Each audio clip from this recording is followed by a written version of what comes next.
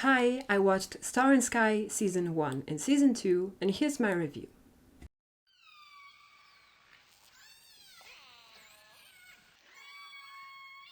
Downua confesses its feelings to Klapklun before he leaves to study in Germany. Klapklun rejects him, and therefore Nua goes to study in Germany. Little did they know that they would both meet again in university. Alright, so for this drama, very mixed feelings for me. First, I was very into it. Actually, in the first few episodes, I was very interested. I kept on binging the episodes. I always wanted to know more. I always wanted to see the both main characters interact together. And it was watching it. It was very different from what I had heard from it. That it was terrible. So yeah, I couldn't really understand at the time. Then the drama kept on going, and even 8 episodes in the end feels way too long for this drama. So overall, the acting is not that bad. It's not extraordinary. Even the main characters, sometimes it's not the best, not perfect, but it's okay. It's still very watchable.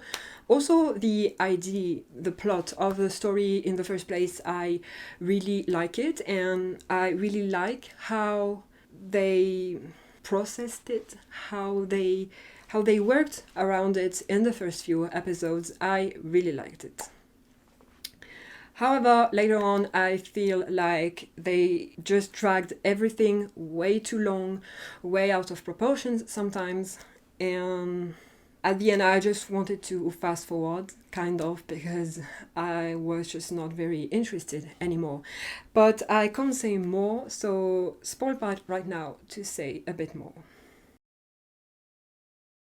So first, I want to start by saying that I think in real life, such a couple would never work on the long term at all. Because if you think about it, they are not even together yet, and they can't understand each other. They can't put themselves in each other's place, if I can say. They have problems after misunderstanding after misunderstanding. How are such two people going to make it work when they are together? I think it's impossible.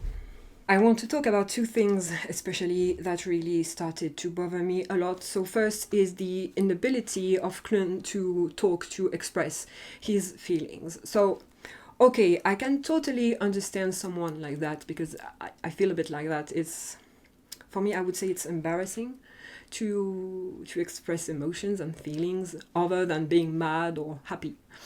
So this is something I can completely understand. So I had no problem with it at the beginning. I was kind of feeling empathy for him because of this. But at some point, you love him, you know you love him, he loves you, you know he loves you, but you still can't talk. Why? Anyway, makes no sense, especially since, well, I'm going to talk about season 2, but once they start being together, he has absolutely no problem whatsoever being the most cheesy person on earth and express everything under the sun. So why couldn't you be just sincere with him when you knew his feelings already? You were just not together. So yeah, this was dragged out in, I don't know, starting from the middle of the drama, so from maybe episode 4, I can't remember exactly, but this gets dragged out because of this, because he can't talk, and for no reason, basically. And second thing, of course, is all of Nua's emotions around all this. So first, very understanding that he was in love with this guy, he was rejected, and then he leaves and he comes back. And then, yeah, I feel like I would find it very embarrassing if I was in his place to suddenly come back. The person who rejects me is in the same class as me. Well, it's not really the same class in this case, but you know, they meet again. And I think I would find this very embarrassing. So until some point, I can completely understand Nua's reactions, his emotions, and how he reacts, everything. To some point, I'm completely on board with him. And that's why I said that I really like the first part of the drama, because I can really understand everyone at this point. It all makes sense. But then, it feels like they need to drag it out. And so they make Nua become this person who kind of makes a big deal of something that wasn't very much of a big deal.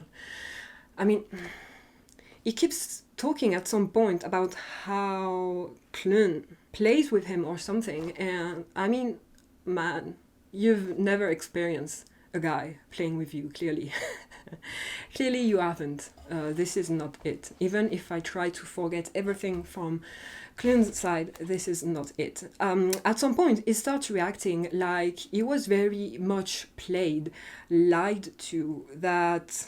Yeah, I don't even have words. Like, really, he talks about this experience like it was something way bigger than it actually is. I mean, I can understand that an event in particular would affect anyone in a different way. But at the beginning, his feelings, how he thinks about it and everything is very clear. It's normal, it's very understandable, and it makes sense. But the more the drama goes, the more he makes this event to be something that was not. And yeah, I couldn't understand anymore. At some point, I just thought, well, both of you just don't want to be happy, especially Noah. It's like you want to be the most miserable on the planet. You don't even try to be happy. And I mean, what's the point for me of watching two people who just don't want to be happy, who want to be miserable and complain all the time about stuff that could resolve in just one word? I mean, I don't want to be frustrated like this when I watch something. I'm not here for that. Anyway, at some point, they just drag it out like, I don't know, I don't have a clear example in my head right now, but Clun's come and makes it pretty clear that he likes Noah, but Noah is like, no, I'm tired of loving you. Like, dude, that's just your ego talking right now. And it's an ego for nothing, anyway. Because, I mean, he rejected you, but it's not like he had played with you before. It's not like he had made you think he liked you, and then when you came. No, you were already expecting to get rejected, so why? Why do you react like this now? Anyway, this is stupid. At some point, both of them know they like each other, but they still prefer to not do anything and instead make things worse. And like I just said, I'm not here for that. I don't like it. To me, it's just stupid. I know this kind of thing happens in real life, and I just don't understand how it can. I just don't like it. So, overall, okay, it's pretty cute, although it's not that bad, clearly, but not for me. First part, very, very into it, because like I said, very understandable, very comprehensible. You can understand everything from every point of view. It all makes sense. But starting some point, it just goes down and down and down into more problems and problems and problems.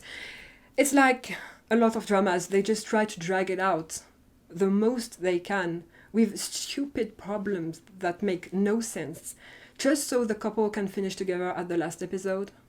And it just infuriates me completely. I mean, first place, I don't like when a couple finishes in the last episode, because I want to see them together as a couple. So first, I don't really like it. But if you make it like this, but to arrive to this point, you have nothing else than problems, then no, this is a complete no for me, especially problems who don't make sense at all. So that's why I ended up giving this grade. I don't know, talking about it, I feel mad, so I want to give it less. But I know that ultimately I really liked the first part a lot. So yeah, this is a drama I actually don't necessarily recommend if you have a lot of time, if you're curious, but otherwise, if you have some better stuff in store for yourself, watch this, because yeah. And now I'll go on to the second season of Star in Sky. Okay, so first, for this second season, I wasn't planning to watch it in the first place, because after what had happened in season 1, I was just not convinced at all, especially given the background we have so far in the first season. No, I wasn't feeling it at all. So I thought I wasn't going to watch it, but then I realized it takes place in the forest, in a very small village with volunteering, and so this is something that I really, really like. It It takes place in nature, out of the city, with not much people. This is something I enjoy a lot, and that we don't get enough at all in Dramaland in general, not just in Thailand. So yeah, I decided to still give it a chance. And I have to admit that ultimately I think, maybe it's just a feeling, but I think that there is a lot less drama in this season compared to first season. And I actually thought there would be a lot more in this one. So at least I guess this is a good surprise, if I can say. But right off the bat, I'm going into spoil part because, yeah, nothing much I can say about it. And if you're watching this, probably you've watched season 1 already. So, spoil part. So, like I was just saying, I really thought there was going to be more drama because of how Fa is, how he became after he was broken-hearted in the past. I thought this was going to bring a lot more drama. But in the end, it is not the case. He's actually pretty easily open. More like he opens up a lot more easily than I thought he would. And so I actually don't complain about that because even though it does it more easily, it's still coherent. It all makes sense. Just like in the first season at the beginning, everyone's reaction is kind of coherent and works just fine. In this case, for the second season, I think it remains more coherent the whole time, except a bit at the end when we get the ex-boyfriend. I can't remember this guy. Yeah, I think the ex-boyfriend of Prince, when we get him coming out of nowhere and dictating whatever he wants, and Fa just listens to him, like, man. Wow. I have to say that I found the end of season 2 terrible. Very, very terrible. Honestly, I was mind blown by the degree of, I think I can say it's stupidity at the end. So yeah, again, season 2 is still a season that I think goes down, but less than season 1, because if I try to compare it to season 1, I could say like season 1 going up, then slowly going down. But this one starts kind of, yeah, okay, it's alright, but goes down a bit. So they don't start in the same place, but they end up pretty much in the same at the end. So yeah, and again, just about the ex-boyfriend it's something they always do in Dramaland. And I'm sure it happens in real life, and I just can't understand it. I mean, okay, if you're insecure about someone, if you're not sure, if you don't really trust someone, okay, you can, if they didn't give you anything to not trust them, okay. But in this case, for Prince and Fa, he had kind of given some material to Prince to kind of not trust him completely, right? But I mean, it's different from not trusting someone and trusting someone that already hurt you and lost your trust before. Like, why the heck is Prince going to trust this guy instead of just making his own opinion about Fa and just thinking for himself? Like, you're trusting a guy that broke up with you for a stupid reason, if I remember, or that you think played with you. Like, anyway, thinking about it, it makes me mad. Really, it's just, it doesn't make sense. It's completely stupid. Anyway, again, when the ex-boyfriend is around and Fa is trying to get Prince to the hospital, going down the mountain, and the ex comes and takes the boyfriend in his car, and then they start fighting because Fa wants to go with him, which is understandable. I mean, Fa is a freaking doctor. But they fight. Like, it's not the moment. It's so stupid. And then the ex-boyfriend telling I don't know, I think it's the chief of the village to not tell Fa what hospital Prince is in. It just doesn't make any sense. And he listens to him and anyway, it was very stupid at the end. Nothing to redeem I think maybe the 2 or 3 last episodes are no. Even the presence of Clun and Dao sometimes doesn't make up for it, especially since they are not such important scenes at all. We just get to see them being a bit sweet together, but nothing much. So yeah, I needed a lot of patience at the end for this drama. But overall, again, it's not that bad. It's just, yeah, the end that's terrible and doesn't make any sense, like usual. But yeah, other than that, I don't have much to say. I think the acting is okay. Again, not necessarily the best, but overall it's still okay, still enjoyable, and you can watch it. However, I had 2 things that I found that went, I guess, a bit against my morals, and it was very difficult for me. So first one is about the girl of the chief having to marry.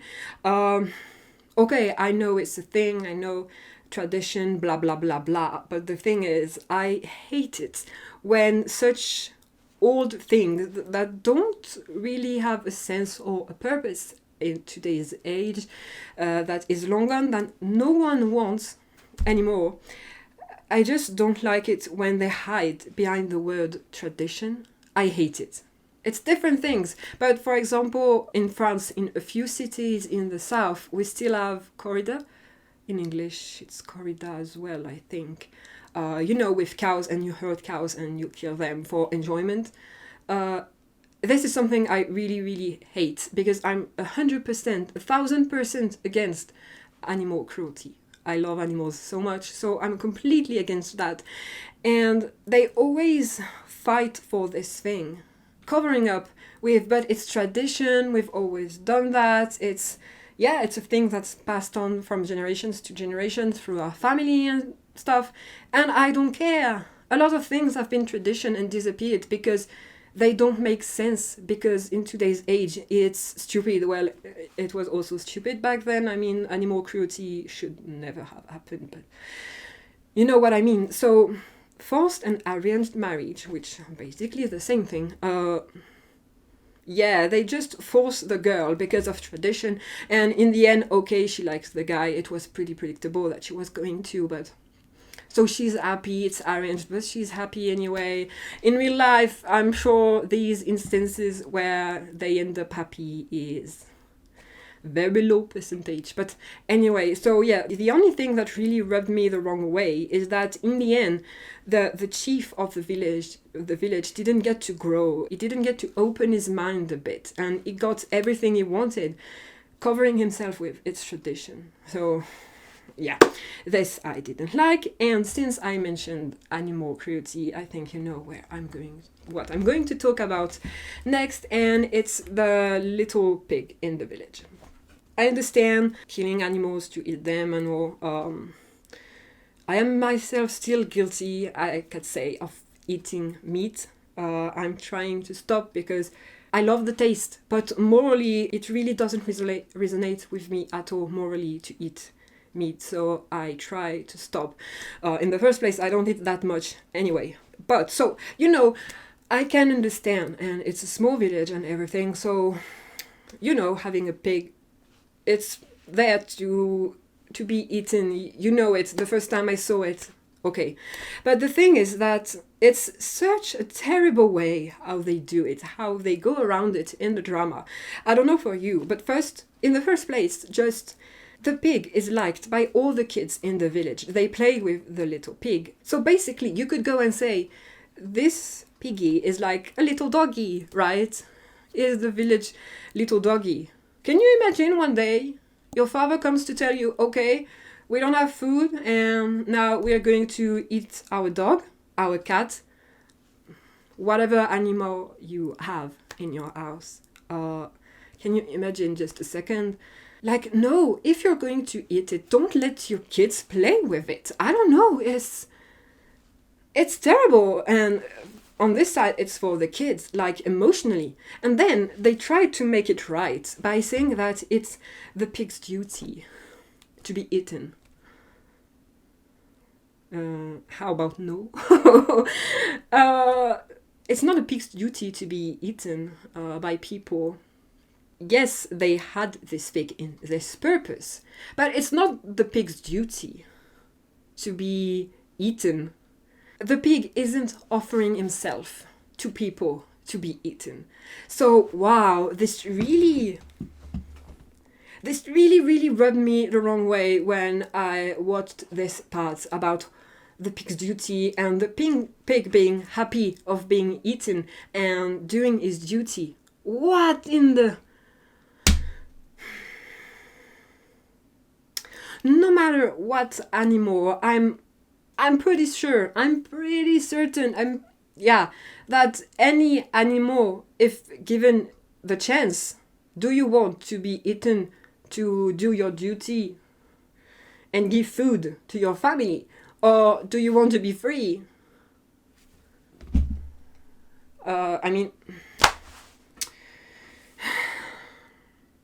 Anyway, I'm ranting, but this is really something I hated a lot in the drama. And I had to mention it. But yeah. Apart from that, I did like Prince's mom a lot. Very cute. I don't know why, but the fact that she tricked Fa into thinking that she still dresses as the old ways and she still processes everything around her in the old ways really made me laugh a lot. For some reason, I just found it so funny, and she's so very cute. But anyway, if you haven't watched season 1 and you're wondering about season 2, maybe try it if you're curious, but yeah, again, it's nothing much. It lets itself watch, if I could say. You can watch it okay, but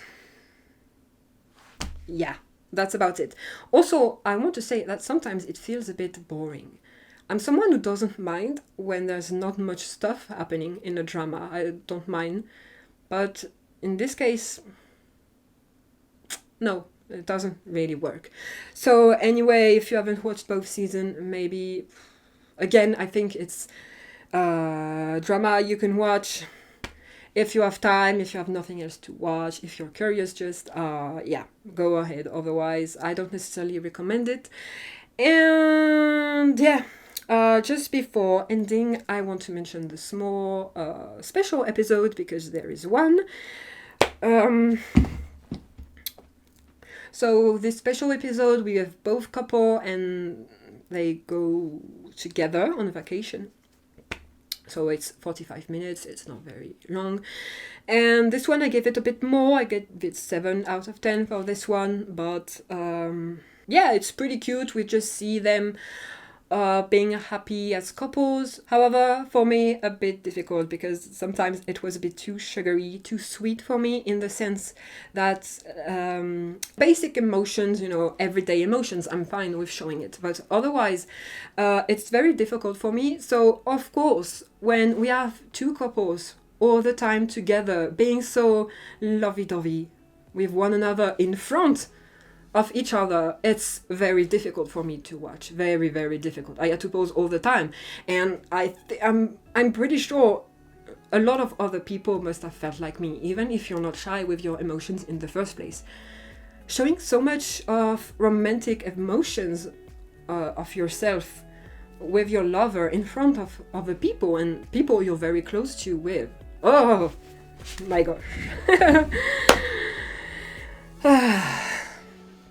Yeah, so very difficult episode for me to watch. I actually kind of fast forwarded sometimes. I had to pause a lot, so it took me a very long time to watch it. I like cheesy stuff, I like cute stuff, but not in front of other people. Oh my gosh. So, but yeah. Anyway, so if you watch both seasons, don't forget this special episode. If you've watched both and you forgot the special episode, go watch it, but I don't think you will have forgotten about it.